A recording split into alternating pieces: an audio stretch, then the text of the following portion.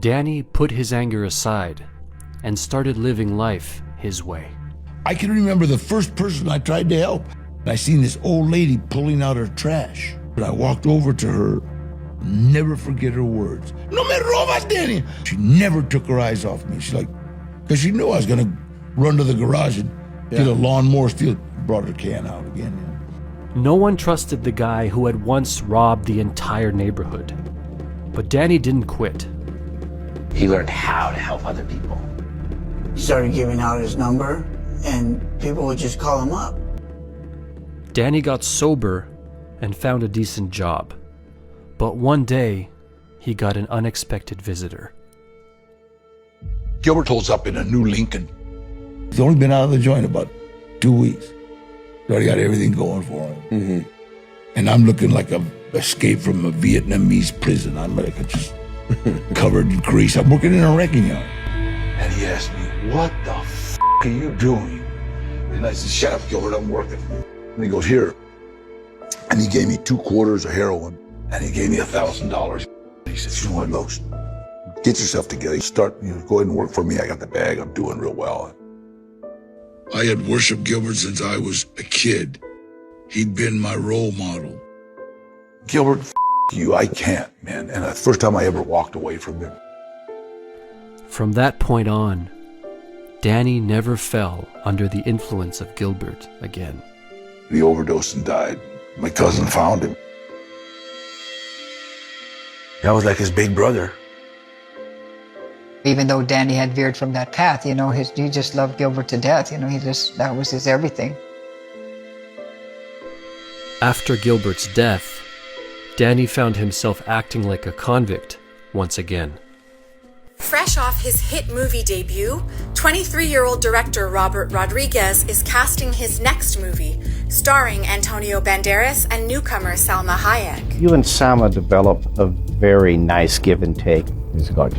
Easy and fantastic. I love Antonio, but Antonio sometimes would hit me with the guitar. He has it and he's turning and it's like, Antonio! I needed a silent assassin, and so I told the casting director, find me somebody who just looks really menacing. And then he walked in and I was like, holy shit. Who's that dude? He looks creepy as f***. I met Salma Hayek. She's stunningly beautiful. You just want to stab yourself in the eyes and never look at anybody else. They told me you're gonna meet this prisoner that is now an actor, and I was a little bit afraid. And I showed her my tattoo. I said, that's a picture of you, honey. But Salma didn't react the way Danny expected. People are afraid of you, Danny. When a movie said people are afraid of you because we have this look. I was hating myself, started hating myself. Once a criminal, always a criminal. Once a criminal, always a fucking criminal. Once a criminal, always a criminal. We have this idea of how things are supposed to be and how they're gonna be, but we forget all the hurt and disaster and riots that we've caused. I forget all that stuff,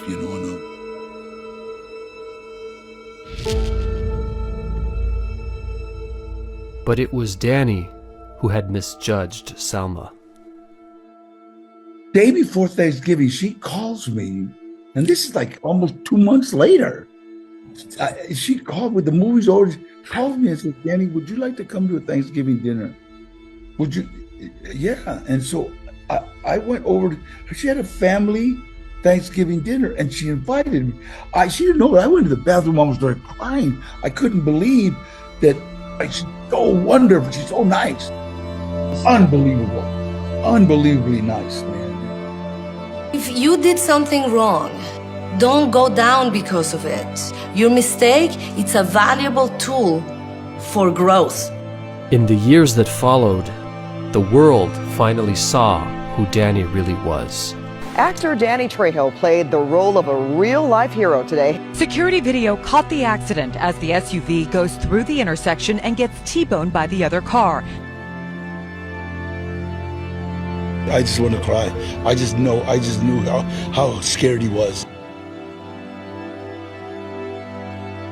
I went to grab him and I seen he was special needs kids, especially autistic. don't like to be touched. So I said, hey, wait, use your superpowers and grab me.